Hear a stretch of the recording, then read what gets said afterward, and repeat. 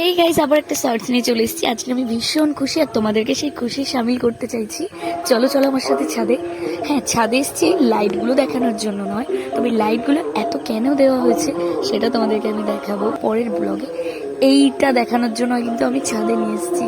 Guys, আমি বাড়িতে কয়েকদিন ছিলাম না, আর মা বললো নাকি ড্রাগন ফুল হয়েছে 3টে, আর সেটা দেখতে কিন্তু আমি দিনের বেলা চলে গেছিলাম, তবে ভিডিওটা করিনি। এখন তোমাদেরকে দেখানোর জন্য ছাদে চলে এসেছি। ভীষণ খুশি। এই এখনো অনেকের নাকি ফুল আসেনি, আমাদের এসছে 3টে এসছে, জানি না পরে কেমন কি আসবে। আর ওই পাশে দেখেছো পুরো লাইটিং গাছ, ওটা কিন্তু গন্ধরাজ ফুলের গাছ। আর আমি আনন্দে আত্মহারা হয়ে গেছি, এত লাইট, মানে হট করে পুজো হবে গাইস, কিন্তু কি পুজো কেন হ্যানা ত্যানা সমস্ত নেক্সট ব্লগে বলবো।